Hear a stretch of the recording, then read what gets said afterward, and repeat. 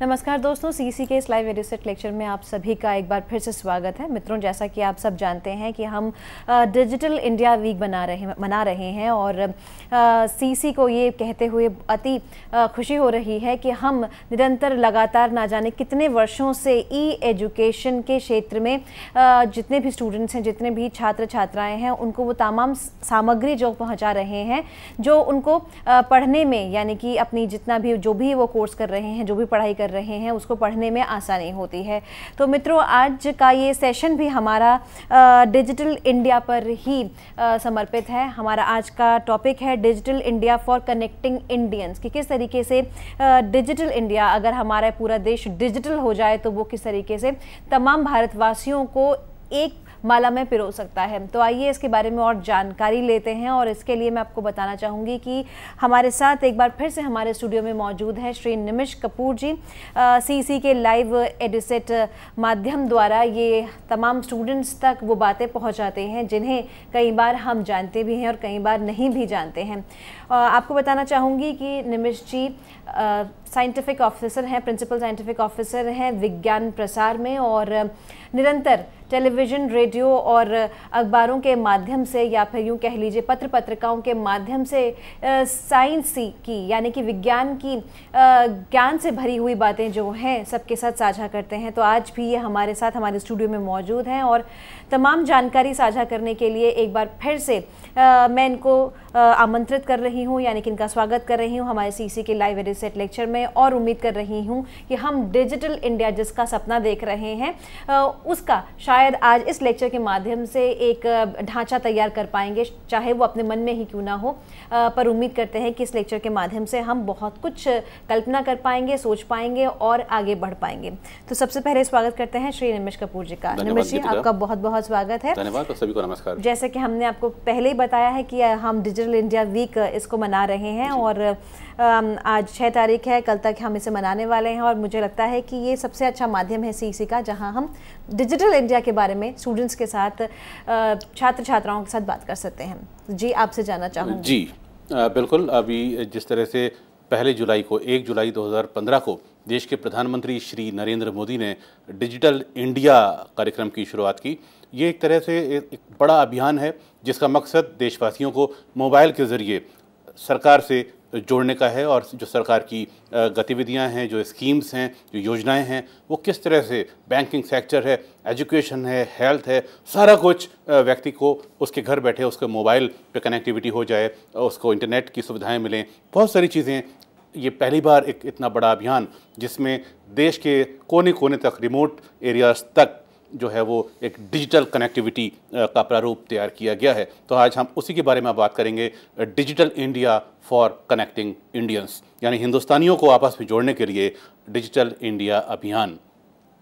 और इसकी शुरुआत सबसे पहले हम आपको बताना चाहेंगे डिजिटल इंडिया प्रोग्राम के विषय में संक्षेप में। Digital India programme is a flagship programme of the government of India with a vision to transform India into a digitally empowered society and knowledge economy, यानी हमारी जो नॉलेज इकोनॉमी है और जो एक हमारी सोसाइटी हो वो कैसी हो, डिजिटली एम्पावर्ड सोसाइटी हो, इसका ये सपना देखा गया है, इसका विजन लेके भारत सरकार चल रही है। और अभी तक के अभियानों में, अभी तक के कार्यक्रमों में आपको बताते हैं कि एक बड़ा मेगा प्लान है जिसमें 30,000 करोड़ रुपए का बजट अनुमानित है, प्रस्तावित है, और 6 लाख किलोमीटर तक एक साइबर केबल बिछाया जाएगा पूरे देश में।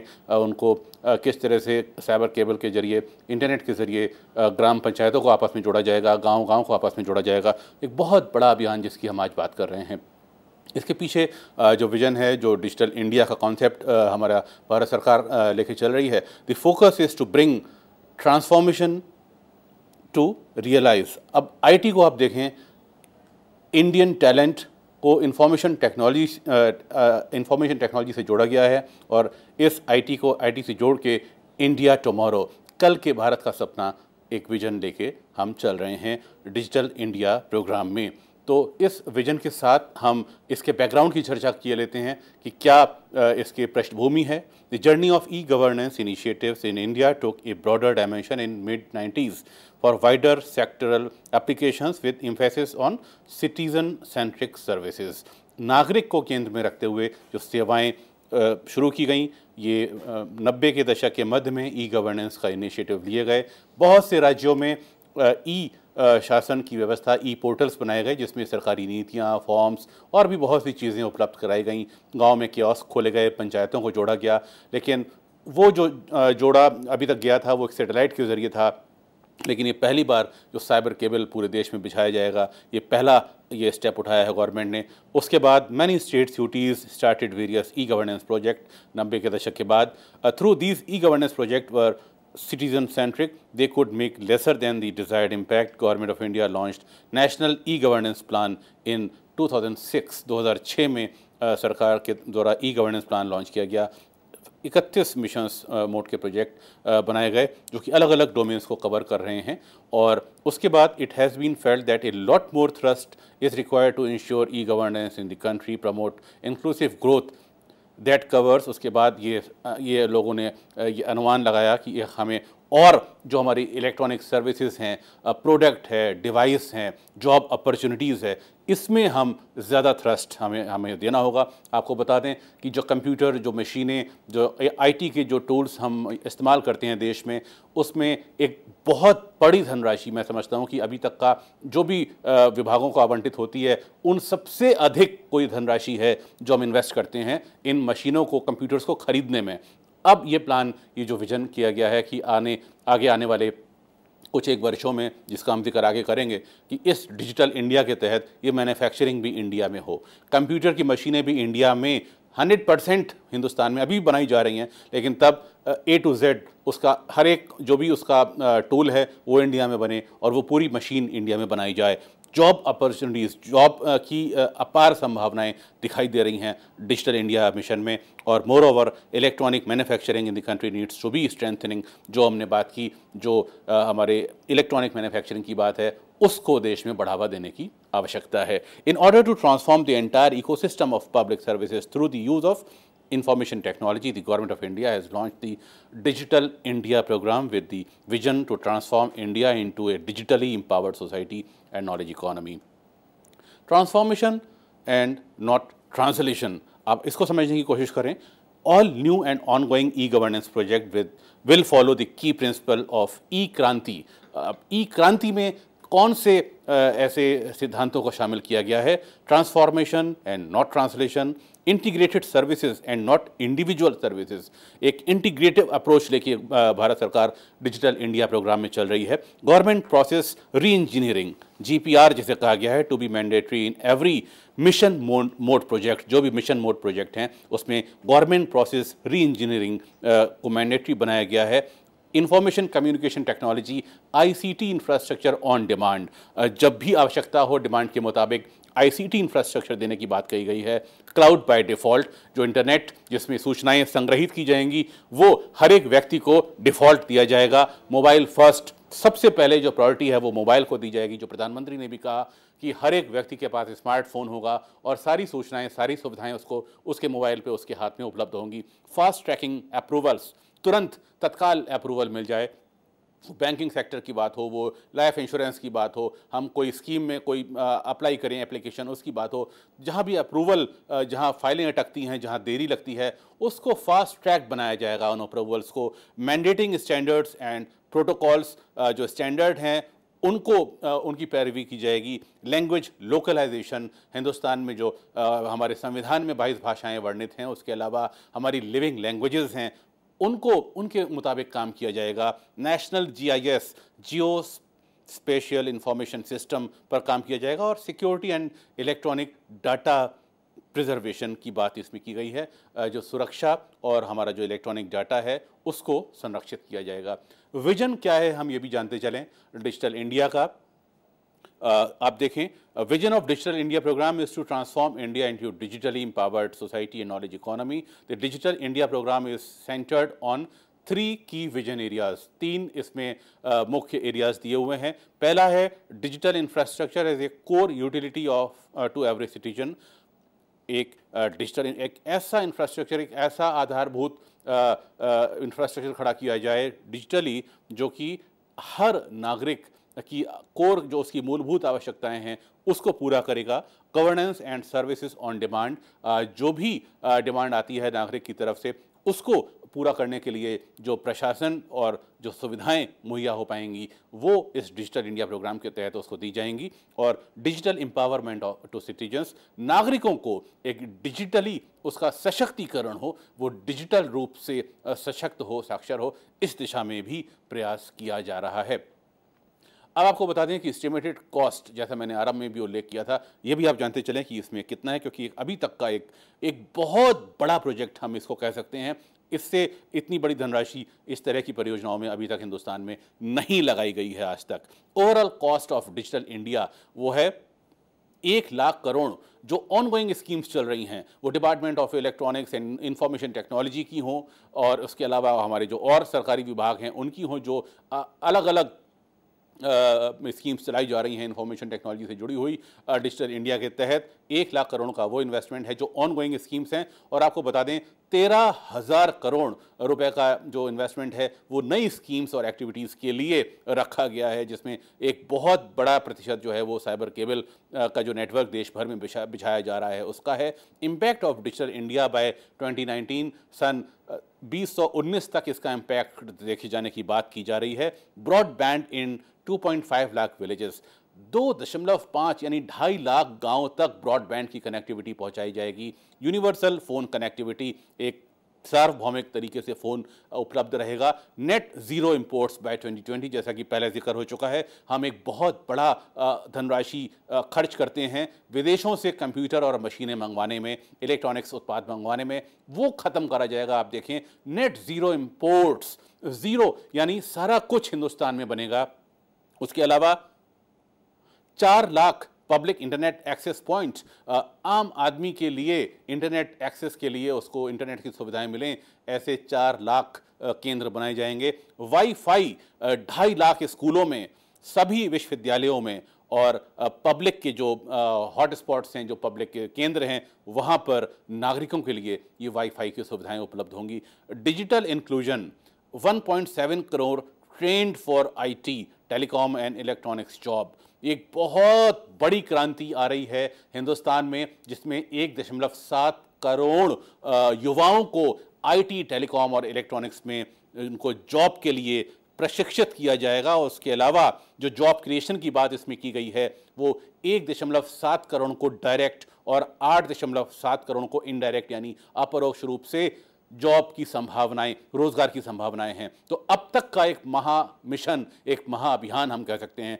डिजिटल इंडिया को, जिसमें अपार संभावनाएं दिखाई दे रही हैं। वो जॉब की बात हो, वो हिंदुस्तान में मशीनों को बनाने की बात हो, और हिंदुस्तान के आदमी को डिजिटली एम्पावर्ड करने की बात हो। अभी तक का ये मिशन अपने आप में एक बहुत बड़ा गोल लिए हुए दिखाई दे रहा है। उसकी चुनौतियों की भी हम आखिर में बात करेंगे।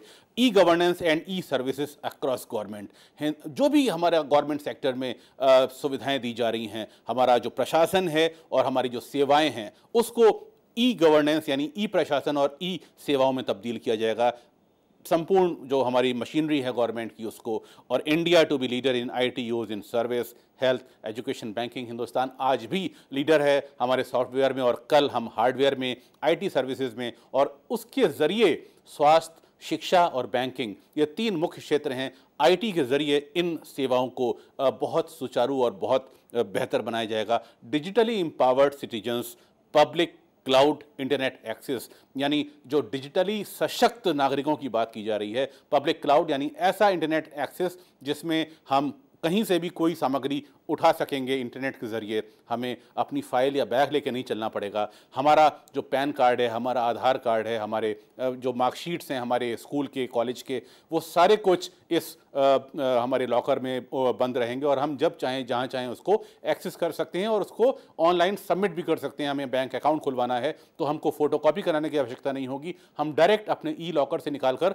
उस बैंक को दे पाएंगे। उस इंश्योरेंस की पॉलिसी खरीदनी है तो हम वहाँ पर दे पाएंगे। तो अब पेपरलेस काम की तरफ हम बढ़ रहे हैं, जिसमें हमें सारा कुछ एक हम डिजिटल संसार में जिएंगे, और हमें लगता है कि ये बहुत बड़ा एडवांटेज है। हमें समय की बचत, धन की बचत और जो श्रम की बचत है, वो तीनों की इसमें बचत दिखाई दे रही है। और वो जो ये एक्सेस जो हम बचत करेंगे, जो सेविंग करेंगे, वो हम इंडिया को और अच्छा कंट्रीब्यूशन दे पाएंगे, उसकी तरफ हम कदम बढ़ा रहे हैं।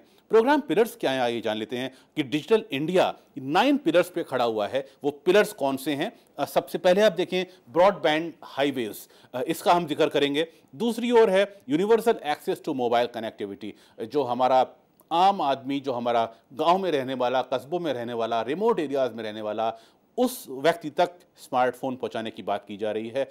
पब्लिक इंटरनेट एक्सेस प्रोग्राम, हर घर में हर जन को उसके पास इंटरनेट की सुविधा की बात की जा रही है। E governance, reforming government through technology. अब गवर्नमेंट की जगह उसको टेक्नोलॉजी में जब हम चश्मे से देखेंगे, टेक्नोलॉजी के आईने से हम जब गवर्नमेंट को देखेंगे, जिसे ई गवर्नेंस कहा जा रहा है, ई प्रशासन, ई सुशासन कहा जा रहा है, यानी इलेक्ट्रॉनिकली रूप से सरकार हमारे दरवाजे तक आएगी। उसके अलावा ई क्रांति की बात की जा रही है, इलेक्ट्रॉनिक डिलीवरी ऑफ सर्विसेज, जो सेवाएं हैं उनको किस तरह से हम ई रूप से, इलेक्ट्रॉनिक रूप से हम मुहैया करा पाएंगे। जैसा हमने बताया, हेल्थ, बैंकिंग और एजुकेशन की सेवाओं को बहुत विस्तार दिया जा रहा है। इंफॉर्मेशन फॉर ऑल, सभी के लिए सूचनाओं की बात की जा रही है। इलेक्ट्रॉनिक्स मैन्युफैक्चरिंग की बात की जा रही है। आने वाले 15 वर्षों में, आने वाले माफ़ कीजिएगा 5 से 6 वर्षों में हम हिंदुस्तान में इलेक्ट्रॉनिक्स आइटम्स उत्पाद बना पाएंगे। आईटी फॉर जॉब्स, जो हमारे जॉब्स हैं, हमारे नवयुवकों को, हमारे जो बेरोज़गार बहुत बड़ी फौज है युवाओं की हिंदुस्तान में, जिनको जॉब चाहिए, उनको आईटी के क्षेत्र में परोक्ष या अपरोक्ष रूप से, जो आंकड़े दिए लाखों की संख्या में वो आंकड़े हैं, जिनको जॉब का फ़ायदा होगा। Early harvest programme, early harvest programme से मायने ये है कम समय में ज़्यादा हम सुविधाएं लोगों को दे पाएँ, तत्काल उस पर एक्शन हो पाए, तत्काल उस पर अप्रूवल मिल सकें। ये 9 पिलर्स हैं जिसको हमने यहाँ जिक्र किया। अब हम इन पिलर्स के बारे में एक एक करके विस्तार से जानेंगे। ब्रॉडबैंड कनेक्टिविटी की जो बात आ रही है कि हर आदमी तक ब्रॉडबैंड की पहुँच, broadband for all rural, her rural और हर अर्बन तक ब्रॉडबैंड की पहुँच। 2,50,000 गांव, जो गांव पंचायत हैं, ग्राम पंचायत हैं, would be covered under the national optical fibre network. जो मैंने बताया 13,000 करोड़ रुपए का जो लागत, बहुत बड़ा धनराशि इस पे खर्च की जा रही है national optical fibre network NOFN पर, जो दिसंबर 2016 तक ये काम पूरा किया जाना है, जिसमें 2,50,000 गांव पंचायतों को आपस में जोड़ा जाएगा और इनके जरिए गांव-गांव तक पहुंचा जाएगा। Department of telecommunications DOT is the nodal department for this project. Broadband for all urban, जो शहरी इलाकों में लोग रहते हैं, virtual network operators would be leveraged for service delivery and communication infrastructure in new urban developments and buildings would be mandated. National information infrastructure NII की बात हो रही है। National information infrastructure integrate the network and cloud infrastructure in the country to provide high speed connectivity and cloud platform to various government departments up to the panchayat level. आप देखें panchayat level तक high speed connectivity और cloud platform की बात हो रही है, जो आज तक इस दिशा में सोचा अवश्य गया था, लेकिन अब उसको हम इम्प्लीमेंट करने जा रहे हैं। एक गांव में बैठा व्यक्ति एक क्लाउड प्लेटफॉर्म और हाई स्पीड इंटरनेट कनेक्टिविटी से वाकिफ होगा। कितनी बड़ी क्रांति की हम बात कर रहे हैं। Universal access to mobile connectivity, एक सार्वभौमिक रूप से मोबाइल की कनेक्टिविटी और वो भी स्मार्टफोन की हम बात कर रहे हैं। This initiative focuses on network penetration and filling the gap in connectivity in the country। आप देखें there are around 55,619 55,619 गांव देश में हैं in the country that do not have mobile coverage.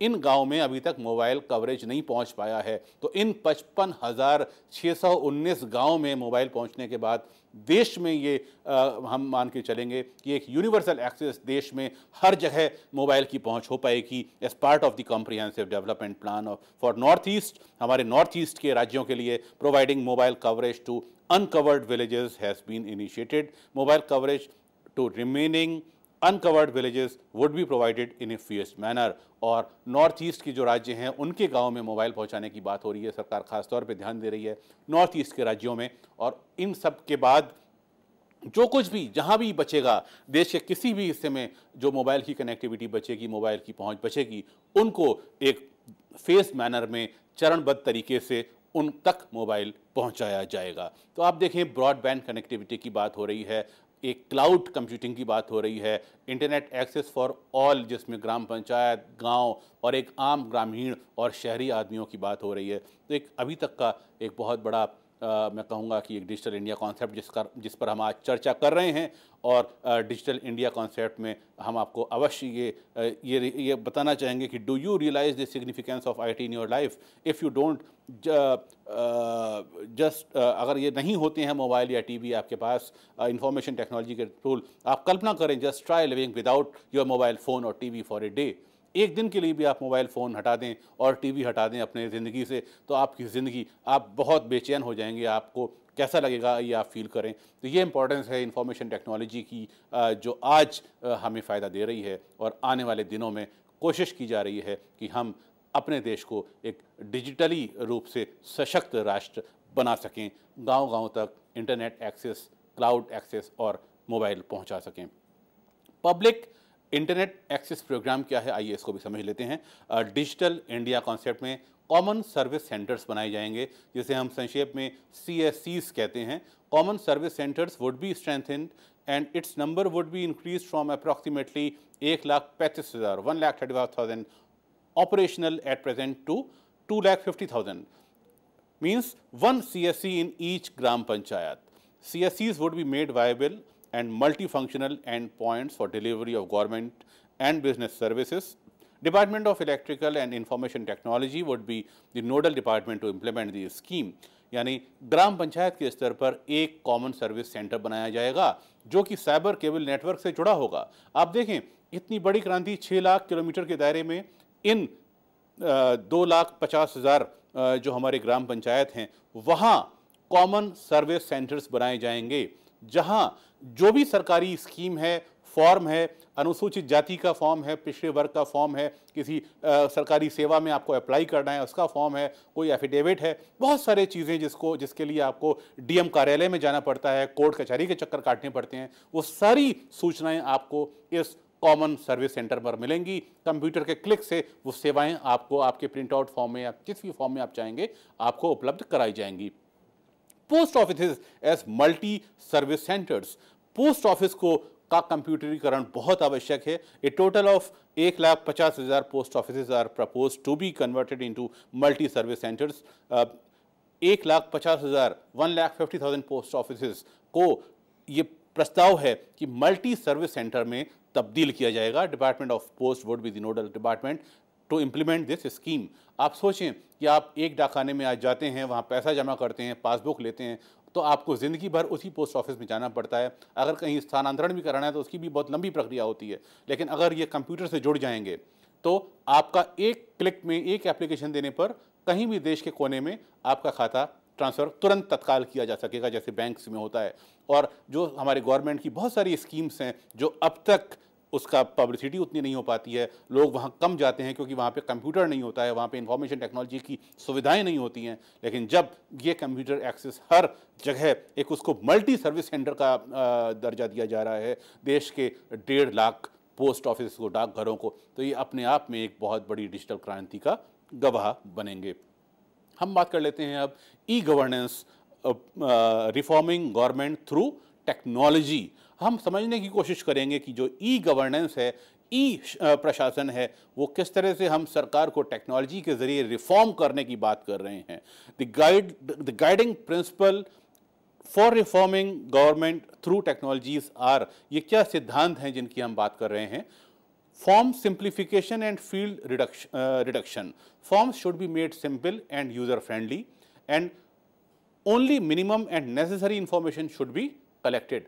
ये जो फॉर्म हम भरते हैं अलग अलग आवेदनों के लिए, वो किसी सरकारी नौकरी में जाने के लिए हो, किसी बैंक में अप्लाई करना हो खाते के लिए, या कोई इंश्योरेंस की सेवा हो, उन फॉर्म्स को बहुत सिंपल बनाया जाएगा ताकि आप कंप्यूटर में ही उसको भर पाएँ और ये यूज़र फ्रेंडली होंगे, बहुत आसान आपको ये दिखेंगे भरने में, और आपका कम से कम टाइम खर्च होगा और जितनी आवश्यकता उसमें चाहिए, जितना जानकारी चाहिए, उतनी ही इंफॉर्मेशन उसमें मांगी जाएगी, बहुत ज़्यादा जानकारी नहीं मांगी जाएगी। Online applications and tracking. Online applications and tracking of their status should be provided. आपने जो ऑनलाइन एप्लीकेशन जमा की है उसका क्या स्टेटस है, उसका अप्रूवल हो गया कि नहीं हो गया, क्या उस सेवा केंद्र से या बैंक से या इंश्योरेंस सेक्टर से, हॉस्पिटल से या पोस्ट ऑफिस से कोई रिप्लाई आपको मिला है, क्या आपका कहीं काम में रुकावट है। ये सारी चीज़ें जान सकते हैं, आप जान सकेंगे ऑनलाइन जब आप इसको ट्रैक कर पाएंगे। Online repositories, use of online repositories means for certificates, educational degrees, identity documents, आपका आधार कार्ड, पैन कार्ड या सरकार की एजेंसी से जारी किया गया कोई परिचय पत्र should be mandated so that citizens are not required to submit these document in physical form। जो हम आगे बात करेंगे ई लॉकर की और भी बहुत सी सुविधाएं जो गवर्नमेंट अब देने जा रही है, तो आपको ये सारे जो डॉक्यूमेंट हैं ये अपनी जेब में या पर्स में लेकर घूमना नहीं पड़ेगा। आप इस अपने लॉकर के ज़रिए, जिसकी हम अभी चर्चा के करेंगे, डिजिटल फॉर्म में जो क्लाउड में आपने के डॉक्यूमेंट सुरक्षित हैं, आप इनको सबमिट कर देंगे कहीं भी, कभी भी, किसी भी जगह। Integration of services and platform. Integration of services and platform means Aadhaar platform of Unique Identity Authority of India UIDAI payment gateway mobile सेवा प्लेटफॉर्म। तो इस तरह के जो प्लेटफॉर्म हैं वो आपस में जोड़े जा रहे हैं, उनका इंटीग्रेशन हो रहा है। यानी आपका जो मोबाइल सेवा प्रदाता है, आपके जो पेमेंट गेटवे हैं और आपका आधार है, जब ये तीनों लिंक हो जाएंगे तो आप एक क्लिक में आपको ये आप एज ए कस्टमर आपकी पहचान भी बनेगी और एक क्लिक से आपका काम भी आसानी से हो जाएगा और आपको इंटीग्रेटेड सेवाएं, एक ही जगह पर सारी सेवाएं आपके आधार नंबर के आधार पर मिल जाएंगी। तो ये अपने आप में एक बहुत बड़ी ई क्रांति है जिसकी अब हम बात करने जा रहे हैं। ई क्रांति, इलेक्ट्रॉनिक डिलीवरी ऑफ सर्विसेज। जो हमारी सर्विसेज हैं, आप देखें, जो अभी बात हुई, आप देखें जो चित्र यहाँ पे दिखाया गया है जिसमें हेल्थ, एजुकेशन, एम्प्लॉयमेंट, ग्राम पंचायत, पुलिस, पीडीएस, ट्रेजरीज, ई विधान, एग्रीकल्चर, रूरल डेवलपमेंट, हमारे अन्य प्रकार के डेवलपमेंट और हमारे जो टैक्सेस हैं, लैंड रिकॉर्ड हैं, रोड ट्रांसपोर्ट है, हेल्थ है। तो आप देखें बहुत सारे जो कोर पॉलिसीज़ हैं वो इसमें केंद्र में दी गई हैं। उसके बाद जो उसके और जो पासपोर्ट से लेके, वीज़ा से लेके, टैक्स से लेके, पोस्ट और बहुत सारी चीज़ें और उससे जुड़ी सेवाएं। तो ये सब जब इंटीग्रेशन इनका हो जाएगा, एक जगह पर आप इन सबको ऑपरेट कर पाएंगे, तब हम कह सकेंगे कि हाँ, हम अपना समय, श्रम और पैसा, तीनों चीज़ें हमारी बच रही हैं। अब हम बात करते हैं जो टेक्नोलॉजी की हमने बात करी, जो ई क्रांति की हम बात कर रहे हैं, वो एजुकेशन सेक्टर में किस तरह से होगी। ई बस्ते की बात की जा रही है। बच्चों को कहीं भी उनके जो बोर्ड की किताबें हैं वो डिजिटल फॉर्म में वो कहीं से भी डाउनलोड करके पढ़ सकते हैं। ये कि बहुत बड़ी समस्या है कि ये अक्सर एक खबर आती है कि अभी तक किताबें छप के नहीं आई हैं, पब्लिशर ने छापी नहीं हैं और भी कई मशीनरी में वो रुकी हुई हैं। लेकिन अगर जब ई बस्ता बच्चे के पास आ जाएगा तो एक क्लिक में वो अपना बैग खोलेगा और किताबें डाउनलोड करना शुरू कर देगा, जो टीचिंग और लर्निंग के काम आएंगी। तो ऑनलाइन जो रिसोर्स बनाए जा रहे हैं ई एजुकेशन के लिए, all school will be connected with broadband. सारे स्कूलों को ब्रॉडबैंड से जोड़ा जाएगा, इंटरनेट से जोड़ा जाएगा। Free wifi will be provided in all the secondary and higher secondary schools. Coverage would be around 2,50,000 schools. 2,50,000 स्कूलों में वाईफाई का कवरेज होगा, आपस में जुड़े होंगे। कितनी बड़ी बात होने जा रही है। एक क्लिक के जरिए उन 2.5 लाख स्कूलों तक गवर्नमेंट का संदेश पहुंचेगा और जो भी सामग्री बनाई जा रही है सरकार की तरफ से वो वहां पर एक क्लिक में बच्चे डाउनलोड कर पाएंगे। A programme of digital literacy would be taken up at the national level. Massive online open courses MOOCs shall be developed and leveraged for e-education। बहुत से ऑनलाइन प्रशिक्षण कार्यक्रम, ऑनलाइन शैक्षिक कार्यक्रम बनाए जाएंगे जिसमें ऑनलाइन अपनी जगह पर रहकर बच्चे उसको अध्ययन कर पाएंगे और उसको परीक्षाओं को पास कर पाएंगे। Technology for health, E health care की हम बात कर रहे हैं।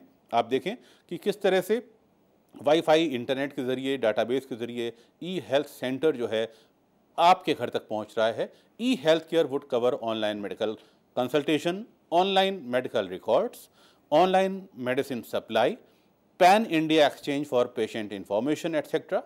Pilot shall be undertaking in 2015 and full coverage would be provided in 3 years। 2015 में इसका पायलट शुरू किया जाना है और 3 सालों तक इसका पूरा कवरेज पूरे देश में ये श्रृंखला फैल जाएगी ई हेल्थ केयर की, जहां पर आप चिकित्सकीय सलाह अपने गांव में बैठकर इंटरनेट के जरिए ऑनलाइन आप अपने रोग के बारे में जानकारी ले सकते हैं।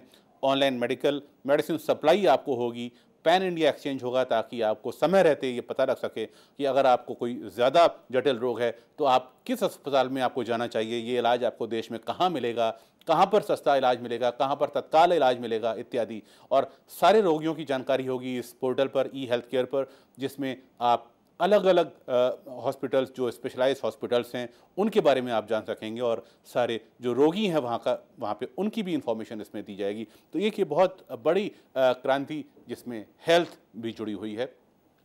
टेक्नोलॉजीज़ फॉर फार्मर्स, आप देखें अगर एक किसान खेत में हल चला रहा है, उसके बाद वो इंटरनेट पर आकर फसल का भाव देख रहा है, या इंटरनेट पर आकर वो ऐसी टेक्नोलॉजी के बारे में खोज कर रहा है जो कृषि अनुसंधान का एक किसी संस्थान ने बनाई है और वो उसके खेत के लिए कारगर है। This would facilitate farmers to get real time price information, online ordering of inputs and online cash, loan and relief payment with mobile banking. तो किसानों को इंटरनेट और मोबाइल बैंकिंग के थ्रू जो सशक्त बनाने की बात हो रही है और जो उसके दाम हैं फसल के वो कम ना मिलें, वो क्या है मंडी का भाव, उसको तत्काल हर समय हर वक्त उसके नेट के ज़रिए, मोबाइल बैंकिंग के ज़रिए उसको उस तक पहुँचेगा, उसकी हम बात की जा रही है। टेक्नोलॉजी फॉर सिक्योरिटी की हम बात कर लेते हैं। Mobile based emergency services and disaster related services would be provided to citizens on real time basis so as to take precautionary measures well in time and minimize loss of lives and properties। अब जो हाल ही में जो त्रासदियाँ हुई अभी नेपाल में, उससे पहले उत्तराखंड, केदारनाथ, उससे पहले सुनामी, भूकंप, जो ये त्रासदियाँ हैं डिज़ास्टर के समय, इमरजेंसी के समय आती हैं, इस तरह की टेक्नोलॉजीज़ अगर हम एक्टिव हैं, जुड़े हैं, हम ई गवर्नेंस से जुड़े हुए हैं, कनेक्ट हम ब्रॉडबैंड से हैं, वाईफाई से हैं, मोबाइल से हैं, तो तत्काल हम सेवाओं का आदान प्रदान कर सकते हैं और ये जान सकते हैं कि कहाँ पर आपदा आने वाली है या कहाँ पर आ चुकी है और हम कैसे उसमें राहत पहुँचा सकते हैं इत्यादि। तो ये एक बहुत बड़ा इशू है जिसको सही समय पर, इसको रियल टाइम बेसिस पर हम एक प्रिकॉशनरी मेजर्स उठा सकते हैं। अगर ये संभावना है कि एक पर्टिकुलर इलाके में सुनामी का संभावना व्यक्त की गई है, भूकंप की भविष्यवाणी अभी तक नहीं की जा सकती है, लेकिन हाँ कुछ चेतावनियाँ अक्सर जारी होती हैं। लेकिन हम बाढ़ की बात करते हैं, हम बारिश की बात करते हैं, हम इस तरह की बहुत से जो डिज़ास्टर हैं जिनके हमें संकेत पहले से मिल जाते हैं, वहाँ पर हम प्रिकॉशनरी मेजर्स अपना सकते हैं। और उसके बाद जो हमारे पोस्ट मेजर्स हैं, हम आपदा के बाद क्या करें, उसमें भी हम लोगों को आगाह कर सकते हैं, जागरूक कर सकते हैं। तो टेक्नोलॉजी फॉर सिक्योरिटी बात करते हैं अब हम टेक्नोलॉजी फॉर जस्टिस के लिए।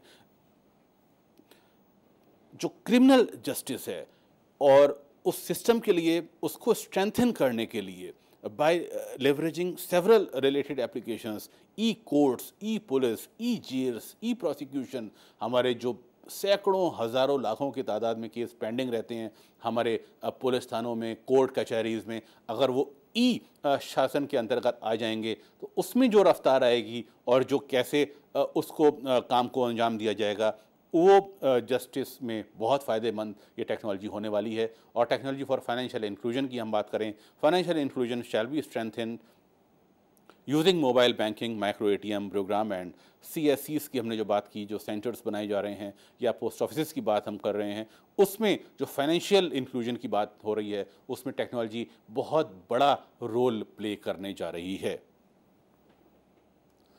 टेक्नोलॉजी फॉर साइबर सिक्योरिटी की हम बात करें, national cyber security coordination centre would be set up to ensure safe and secure cyber space within the country. अक्सर हैकिंग की बात आती है, ATM का मिसयूज़, आपके डेबिट क्रेडिट कार्ड का मिसयूज़ की बात आती है, तो जो साइबर सिक्योरिटी है, आपकी नेट बैंकिंग की सिक्योरिटी की बात आती है। और जब मोबाइल कनेक्टिविटी, आप मोबाइल पर आधारित सेवाएँ लेंगे तो उसमें और ज़्यादा हमको सस्टेनेबिलिटी और सिक्योरिटी दोनों की बात आएगी। तो ऐसी भी टेक्नोलॉजी साथ साथ डेवलप की जाएगी देश में इस डिजिटल इंडिया अभियान में, जिसमें साइबर सिक्योरिटी को सुनिश्चित किया जा सके, ऐसी टेक्नोलॉजी जिसके अंतर्गत साइबर सुरक्षा दी जा सके, इस टेक्नोलॉजी पर काम हो रहा है। Information for all, digital India में ये भी सपना देखा गया है कि सभी के लिए सूचना, सभी को सूचना प्राप्त करने का अधिकार है और ओपन डाटा प्लेटफॉर्म बनाया गया है। आप इसको नोट कर सकते हैं, data.gov.in। ये एक ऐसा प्लेटफॉर्म है for single point access to data sets and applications published by ministries, departments, organisations of government of India. Bharat सरकार के तहत जो भी जानकारियाँ, जो भी डाटाबेस बनाया जा रहा है, जो एप्लीकेशन बनाई जा रही हैं, जो सूचनाएं निकल के आ रही हैं, वो सारा डाटा data.gov.in वेबसाइट पर उपलब्ध रहेगा। तो इस पोर्टल का आप लाभ उठाएं। गवर्नमेंट शैल proactively engage through social media. Government को सोशल मीडिया के जरिए जुड़ने की बात की जा रही है, ऑनलाइन मैसेजिंग की बात की जा रही है और open data platform social media engagement and online messaging की बात की जा रही है। और बहुत से एसएमएस भी आना शुरू हो गए हैं सोशल मीडिया और हमारे मोबाइल एसएमएस अलर्ट के ज़रिए गवर्नमेंट की पॉलिसीज़ के बारे में, गवर्नमेंट की स्कीम्स के बारे में और ऐसी सुविधाओं के बारे में जो सरकार से एक आम आदमी को मिल रही हैं और आम आदमी समय रहते उनका लाभ उठा सकता है। तो ये सूचना, सभी के लिए सूचना की बात हो गई। और अब आप बात करेंगे इलेक्ट्रॉनिक्स मैन्युफैक्चरिंग की, जिसमें अभी तक हम उतनी उन्नति नहीं कर पाए हैं और इस कारण एक बड़ी धनराशि, मैं इसको फिर रिपीट करूंगा, एक बड़ा धनराशि हम विदेशों में भेज रहे हैं हर साल। This pillar focuses on promoting electronics manufacturing in the country with the target of net zero imports by 2020 as a striking demonstration of intent. This ambitious goal requires coordinated action of many fronts such as taxation, incentives, economies of scale, eliminating cost disadvantages, focus area, big ticket items जैसे fabs, fabless design, set top boxes, VSATs, mobiles, consumer and medical electronics, smart energy meters, smart cards, micro ATMs. अभी ये China और आसपास के देशों से बहुत बड़ी संख्या में ये मशीनें, उपकरण हमारे पास आ रहे हैं। हमारे घरों में लगने वाला बिजली का बिल हो, मोबाइल हो, हमारा सेट टॉप बॉक्स हो, बहुत सारी चीज़ें हम निर्भर हैं विदेशों में। कंप्यूटर की डिवाइस की बात हो, इंक्यूबेटर क्लस्टर्स डेवलप करने की बात की जा रही है, स्किल डेवलपमेंट, इन्हांसिंग पीएचडीज़, लोगों को रिसर्च के क्षेत्र में जाएं, स्किल डेवलप करें, उसकी बात हो रही है। गवर्नमेंट प्रोक्योरमेंट की बात की जा रही है, safety standard, compulsory registration, support for labs and MSMEs. एक रजिस्ट्रेशन कराना बहुत ज़रूरी है ताकि सेफ्टी स्टैंडर्ड्स को मेंटेन किया जा सके। और national award, marketing, brand building की बात की जा रही है। National centres, flexible electronics, security forces and R&D in electronics की बात की जा रही है। तो इलेक्ट्रॉनिक मैन्युफैक्चरिंग में ये उम्मीद जगाई गई है डिजिटल इंडिया अभियान के तहत कि आने वाले कुछ वर्षों में 2020 तक यानी 2020 तक नेट ज़ीरो इम्पोर्ट हम करेंगे। यानी हम अपने ही देश में जो डिवाइसेस हम इस्तेमाल कर रहे हैं वो सारा कुछ हिंदुस्तान में बनेगा। जो मेक इन इंडिया और मेड इन इंडिया की बात है, उस मिशन को डिजिटल इंडिया ट्रांसफॉर्म करेगा और हम वाकई ये कह सकेंगे कि अब ये सारी चीज़ें हिंदुस्तान में बनाई जा रही हैं या हिंदुस्तान में निर्मित हुई हैं। IT फॉर जॉब्स बहुत बड़ा क्षेत्र, बहुत कई लाख की संख्या में ये घोषणाएं की गई हैं। IT training to people in smaller towns and villages, लोगों को सशक्त करने की आवश्यकता है। हम जब IT को गांव-गांव में लेके जाएंगे, साइबर कनेक्टिविटी से उनको जोड़ेंगे, जो कि अभी तक सैटेलाइट कनेक्टिविटी से जुड़े हुए हैं, और जब साइबर से जुड़ेंगे और ग्राम पंचायत से गाँव-गाँव जुड़ेंगे, ग्राम पंचायत आपस में जुड़ेंगी, एक बहुत बड़ा संजाल, एक बहुत बड़ा नेटवर्क ये बिछने जा रहा है। तो IT ट्रेनिंग टू पीपल, लोगों को IT में प्रशिक्षित करना होगा। गांव के रोजगार, गांव के युवाओं को रोजगार मिलेंगे। इंफॉर्मेशन टेक्नोलॉजी में, कियोस्क में जो सर्विस सेंटर्स बनाए जाएंगे, उसमें जो इंटरनेट ऑपरेट करेंगे, ब्रॉडबैंड की सेवाएं देंगे, ट्रेनिंग सर्विस डिलीवरी एजेंट्स, ऐसे एजेंट हमें बनाने होंगे जो सर्विस डिलीवरी में जिनको प्रशिक्षित किया जा सके। The focus is on training 3 lakh service delivery agent as a part of a skill development to run viable business delivering IT services। आपको बता दें, आप अगर युवा हैं और ये चर्चा सुन रहे हैं, department of electronics and information technology DEITY is the nodal department for this scheme. रोजगारों से मुतालिक संबंधित जो स्कीम्स हैं, training rural workforce on telecom and telecom related services, IT and ITEs in northeastern states. This component focuses on setting up BPOs, business process outsourcing, in every northeastern states to facilitate ICT-enabled growth in these states. Department of Electronic and Information Technology is the nodal department for this scheme also. तो हमारे north east के जो राज्य हैं उनमें business processing outsourcing की बात की जा रही है। अर्ली हार्वेस्ट प्रोग्राम्स, अब आप देखें किस तरह से हम ज़्यादा जल्दी सुविधाएं दे पाएँ, उसमें क्या प्रयास हो रहे हैं, उसको अगर हम एक ब्रीफ में देखें। आईटी प्लेटफॉर्म फॉर मैसेजेस, संदेश भेजने के लिए इंफॉर्मेशन टेक्नोलॉजी का प्लेटफॉर्म का इस्तेमाल किया जाना है। Government greetings to be e greetings, जो भी गवर्नमेंट की तरफ से बधाई संदेश दिए जाते हैं वो ई ग्रीटिंग्स के फॉर्म में होंगे। बायोमेट्रिक अटेंडेंस, आज हर सरकारी विभाग में बायोमेट्रिक अटेंडेंस ली जा रही है और जहां नहीं है वहां शीघ्र ही लगने वाली है। वाईफाई इन ऑल यूनिवर्सिटीज़, हमारे विश्वविद्यालयों में और स्कूलों में वाईफाई की सुविधाएं मिलने जा रही हैं। Secure email with in government, जो गवर्नमेंट में ईमेल्स का आदान प्रदान होता है उसको सिक्योर किए जाने की बात की जा रही है। आप याद रखें, हम जब जीमेल का इस्तेमाल करते हैं या याहू मेल का इस्तेमाल करते हैं तो हिंदुस्तान की इंफॉर्मेशन विदेश में बैठे किसी सर्वर जो ऑपरेट हो रहा है, आपका जीमेल वहाँ तक चली जाती है। तो आप अगर ये सोचते हैं कि आपने कोई भी फेसबुक, ट्विटर या जीमेल या याहू के अकाउंट पर कोई ईमेल का आदान प्रदान किया है, संदेशों का आदान प्रदान किया है, कोई व्यक्तिगत सूचनाओं का आदान प्रदान किया है तो वो सुरक्षित है, ऐसा बिल्कुल नहीं है। वो आपने जो सूचना ईमेल की है या फेसबुक पे डाली है वो दुनिया तो देख ही रही है और विदेश में जो उसका सर्वर या जो जहां से वो ऑपरेट हो रहा है उसके ओनर के पास भी वो सारी इंफॉर्मेशन, आपकी निजी सूचनाएं वहां तक भी संप्रेषित हो रही हैं। और इसी तरह से गवर्नमेंट मशीनरी में भी बहुत से जगहों पर जो ईमेल के इस्तेमाल हो रहे हैं उसको सुरक्षित बनाने के लिए, हिंदुस्तान की बात बाहर ना जा सके उसके लिए खास तौर पे ये सिक्योरिटी के प्रावधान किए जाएंगे कि ईमेल जो विद इन गवर्नमेंट सिस्टम होते हैं वो सिक्योर बनाए जा सकें। Standardise government email design, government के ईमेल को ऐसे डिज़ाइन किया जाएगा कि वो एक मानकीकृत रूप में ईमेल का निर्धारण हो, उसमें इतने तरह की ईमेल, उसका जो एक जीबी या कुछ जो इतना डाटा हम एक बार में ईमेल कर सकेंगे और नहीं कर सकेंगे, तो उस तरह के स्टैंडर्ड मेंटेन किए जाएंगे। पब्लिक वाईफाई हॉटस्पॉट्स, हमारे जो आम आदमी है, नागरिक है, वो जिन स्थानों पर जाता है वो रेलवे स्टेशन हो सकते हैं, पब्लिक प्लेसेस, स्टेशंस, जिला चिकित्सालय या और भी ऐसे हॉटस्पॉट्स चिन्हित किए जाएंगे जहां पर निःशुल्क वाईफाई की सुविधाएं आम आदमी को दी जा सकें।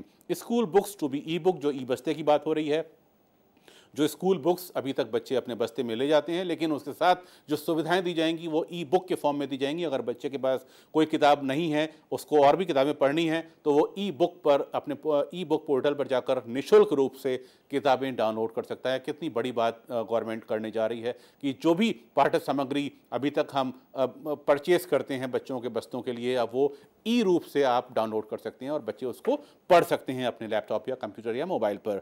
स्कूल बुक्स जो हैं ई बुक्स के फॉर्म में, और उसके बाद SMS based weather information, disaster alerts, ये बहुत महत्वपूर्ण मैं कहूँगा इसको ये स्टेप है जो मौसम की भविष्यवाणी कि किसान प्रधान देश है हिंदुस्तान, जिसमें लाखों की संख्या में किसान ज़मीन से जुड़े गांव में जो लोग रहते हैं जिनको वेदर इंफॉर्मेशन चाहिए, वेदर प्रोटेक्शन, मौसम का पूर्वानुमान, अगर कोई डिज़ास्टर आ रहा है उसका अलर्ट चाहिए, अगर ज़्यादा बारिश है, बाढ़ है, सुनामी है या इस तरह की और कोई तूफान की बात है, तो क्या हम वो एसएमएस अलर्ट के ज़रिए जान सकेगा और समय रहते अपने खेत, परिवार, गांव की रक्षा कर सकेगा। National portal for lost and found children, ये एक बहुत मैं कहूँगा संवेदनात्मक इशू है जिसमें हम हमारे अपने जो बच्चे खो जाते हैं, कहीं पाए जाते हैं, उसके लिए एक नेशनल पोर्टल बनाया जा रहा है। हम देखें व्हाट्सएप के ज़रिए, फेसबुक के ज़रिए जो गुम हुए बच्चे, लापता हुए बच्चे जब मिल जाते हैं और उसके बाद उनके माँ बाप तक पहुँचने के लिए उस पर चर्चा की जाती है, उनके फ़ोटो डाले जाते हैं। अब एक नेशनल पोर्टल होगा जो सबकी पकड़ में होगा, जो सब जहाँ तक पहुँच पाएंगे और अपनों बिछड़े हुए को वहाँ ढूंढ पाएंगे, या कोई बिछड़ा हुआ मिला है तो उस पोर्टल तक पहुँचा पाएंगे।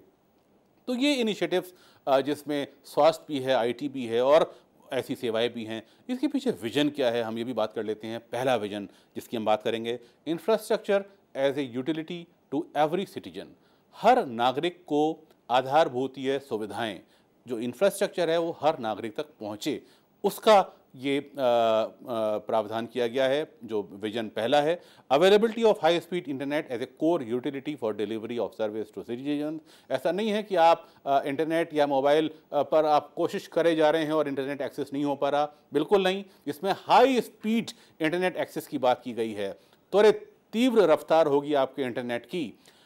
अब cradle to grave digital identity that is unique, life long, online and authenticable to every citizen. जन्म से मृत्यु तक का पूरा ब्यौरा उपलब्ध कराया जाएगा डिजिटल फॉर्म में। जन्म प्रमाण पत्र से लेकर मृत्यु प्रमाण पत्र तक जो भी शैक्षिक और जो भी प्रमाण पत्र आपको गवर्नमेंट से चाहिए, आप अप्लाई करते हैं, पॉलिसीज, बैंक, सारा कुछ आपके आजीवन लाइफ लॉन्ग इसमें आप देखें online and authenticable to every citizen. हर नागरिक को ये एक पूरी तरह से जांचा परखा और ऑथेंटिकेबल, जिसको बैंक और हमारे इंश्योरेंस सेक्टर, हमारे health sector, education sector follow करेंगे, वो सारा डाटा यहाँ पड़ा रहेगा। Mobile phone and bank account enabling citizen participation in digital and financial space. और बैंक के लिए हम बात कर रहे हैं, ये सरकार प्रयास कर रही है कि बैंकिंग जो है वो मोबाइल बैंकिंग बन जाए, ताकि हम बैंक जाने, लाइन में लगने से हम अपना समय खराब ना करें और मोबाइल से हम अपना लेन देन जो भी है बैंक का वो कर पाएँ। Easy access to a common service centre, जो कॉमन सर्विस सेंटर बनाए जा रहे हैं ग्राम पंचायत में, गाँव में, वहाँ सबकी पहुँच को ये आश्वस्त किया जाए कि वहाँ आराम से हर आदमी पहुँच सके। Shareable private space on a public cloud, जो पब्लिक क्लाउड, जो इंटरनेट एक ऐसा बनाया जा रहा है स्ट्रक्चर जिसमें एक हर एक आदमी को उसका शेयर मिल सके, उसको रखने का जो भी सामान वो उसमें रखना चाहे उसको रख सके। And safe and secure cyber space, जो फिर दोहराएंगे ये बात विजन में कही गई है, जो साइबर स्पेस जो होगी जहां हम अपनी निजी जानकारियां रखेंगे वो सुरक्षित हो, सिक्योर हो और सेफ हो। Governance and services on demand, ये आप देखें इस विजन के अंतर्गत seamlessly integrated services across departments और ज्यूरिडिक्शंस, जो भी ज्यूरिडिक्शंस हैं, डिपार्टमेंट्स हैं, उसमें जो भी सेवाएं हैं उसको इंटीग्रेशन किया जाएगा, उसको समेकित रूप से सेवाएं उपलब्ध कराई जाएंगी। Availability of services in real time from online and mobile platform, एक रियल टाइम के हिसाब से ऑनलाइन और मोबाइल पर वो सेवाएं उपलब्ध रहेंगी। All citizens entitlements to be portable and available on the cloud, हर एक नागरिक का जो इंटाइटलमेंट है वो क्लाउड पर उपलब्ध रहेगा, पोर्टेबल रहेगा। Digitally transformed services for improving ease of doing business, अगर आप व्यापार से जुड़े हुए हैं उसमें भी डिजिटली ट्रांसफॉर्म्ड सेवाएं आपको दी जाएंगी जिससे कि आपके बिजनेस में सुधार हो सके। Making financial transactions electronic and cashless, जो भी फाइनेंशियल ट्रांजैक्शंस हैं उन सबको नोट गिनने के अब आपको वक्त नहीं निकालना पड़ेगा, जो भी लेन देन करना है वो इलेक्ट्रॉनिक रूप से होगा। और आज जैसा कि हम LIC का प्रीमियम की बात करते हैं, बैंक में मनी ट्रांसफ़र की बात करते हैं, सारा कुछ इलेक्ट्रॉनिक रूप से हो रहा है, जिसे और सशक्त बनाया जाएगा और रिमोटेस्ट गांव के सुदूर क्षेत्रों तक पहुंचाया जाएगा। Leveraging geo spatial information system GIS for decision support system and development, GIS system को जो भी हमारा सपोर्ट सिस्टम है और जो विकास के काम हो रहे हैं उसमें इसका इस्तेमाल किया जाएगा। तो डिजिटल एम्पावरमेंट ऑफ सिटीजन्स की हम बात कर लेते हैं कि हमारे जो नागरिक हैं उनको किस तरह से हम डिजिटली रूप से सशक्त बनाएंगे। यूनिवर्सल डिजिटल लिटरेसी, हम अपने नागरिकों को, अपने ख़ास तौर पे अपने जो रूरल रिमोट एरियाज़ के बच्चे हैं, युवा हैं, उनको किस तरह से हम एक जो भौगोलिक डिजिटल शिक्षा की बात होती है उससे वाकिफ़ कराएंगे, उनको प्रशिक्षित किया जाएगा, स्किल डेवलपमेंट किया जाएगा। यूनिवर्सली एक्सेसिबल डिजिटल रिसोर्सेज, और ऐसे डिजिटल संसाधन डेवलप किए जाएंगे जो सार्वभौमिक रूप से आराम से आप उसको निकाल सकें। आप हिंदुस्तान में रहते हैं, कल को आप किसी दूसरे देश में जाते हैं और वहाँ आपको अपने डॉक्यूमेंट्स की आवश्यकता है तो आप वहाँ उन डॉक्यूमेंट्स को निकाल सकते हैं। आपका पासपोर्ट, मान लीजिए आप किसी देश की यात्रा कर रहे हैं और आपका पासपोर्ट खो जाता है तो आपके डिजी लॉकर, जिसकी हम अभी चर्चा करेंगे, उसमें उस डिजिटल लॉकर से आप पासपोर्ट तत्काल वहाँ के गवर्नमेंट को दिखा सकते हैं कि ये देखिए, ये भारत सरकार के पोर्टल पे मेरा पासपोर्ट पड़ा है, और इसको आपको तुरंत वहाँ आगे की कार्रवाई सुनिश्चित की जा सकेगी। Availability of digital resources services in Indian languages, ये बहुत बड़ा मुद्दा है। हर 4 कदम पे हिंदुस्तान में बोली और भाषा बदल जाती है, तो भारतीय भाषाओं में इन सेवाओं को, डिजिटल संसाधनों को और सेवाओं को उपलब्ध कराना एक बहुत बड़ी चुनौती है, जिसमें यह सरकारी प्रयास किया जा रहा है कि हर भाषा में, हमारे देश की सभी भाषाओं में हम इन इंफॉर्मेशन टेक्नोलॉजी के टूल्स को पहुंचा पाएं। Collaborative digital platform for participative governance, जो इंटीग्रेटेड अप्रोच की बात हो रही है, जो हमारी जो शासन है, प्रशासन है, उनको एक पार्टिसिपेशन के लिए, यानी सभी एक डिजिटल प्लेटफॉर्म पे कोलैबोरेशन करें, सब साथ आएं और नागरिक को सारी इंफॉर्मेशन एक ही जगह से मिल सके। Citizens not required to physically submit government documents and certificates.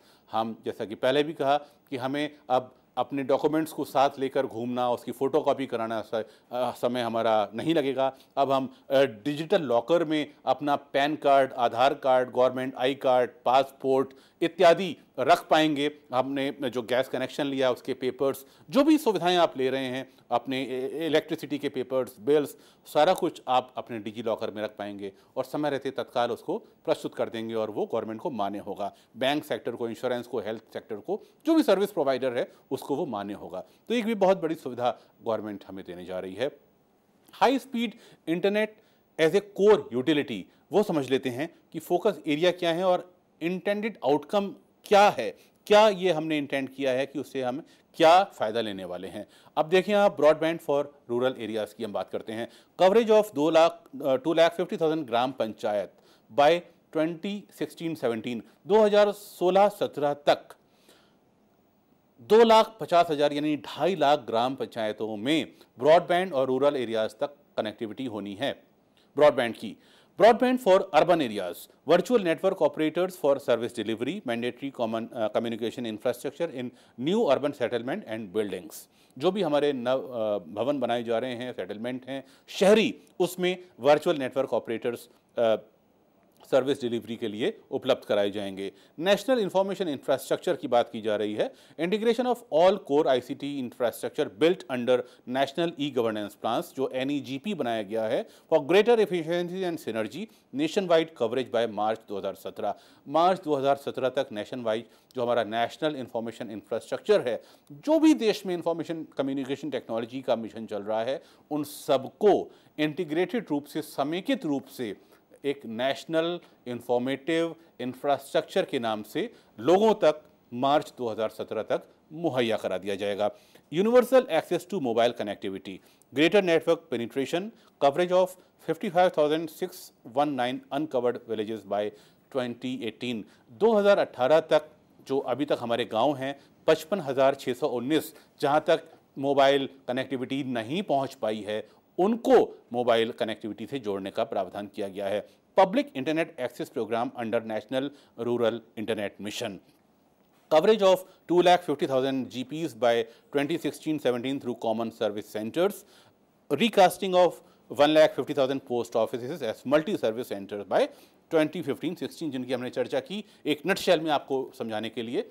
Then cradle to grave digital identity, जन्म से मृत्यु तक हमारी जो पहचान है उसको डिजिटल रूप में किस तरह से संरक्षित किया जाएगा। The ideal identity is one that is unique, singularly sufficient, robust enough to disallow duplicate and fake records, easily and digitally unauthenticable in an inexpensive manner and lifelong। तो आपके आजीवन उसको कोई धोखाधड़ी ना कर सके, उसमें कोई गलत इन्फॉर्मेशन, फेक इन्फॉर्मेशन ना डाली जाए, इसका प्रावधान किया जा रहा है। आधार जो नंबर आपको जारी किया जाता है, आधार कार्ड जो जारी किया जाता है, ए 12 digit individual identification number issued by the unique identification authority of India UIDAI on behalf of the government of India meets these requirements. जो भी आपके प्रमाण पत्र हैं और इत्यादि जो चीज़ें हैं वो आधार से लिंक किए जाएंगे। It is essentially a paperless online any time anywhere identity assigned to a resident to cover his her entire lifetime. अब आपको अपने आजीवन, जीवन भर आपको कोई भी, जैसा मैं पहले भी बता चुका हूं, किसी भी तरह का अपना पहचान पत्र साथ आप अवश्य रखिए, लेकिन उसको रखना अब मैंडेटरी नहीं होगा, क्योंकि आपके डिजी लॉकर हम जिसकी बात करने जा रहे हैं आगे, उसमें वो सारी सुविधाएं आपके पैन कार्ड से लिंक्ड होकर उपलब्ध रहेंगी। हर समय, हर वक्त, किसी भी जगह आप उसको दिखा सकेंगे।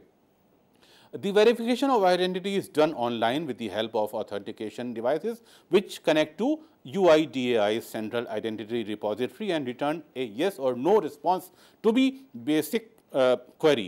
Is the person who he/she claims to be?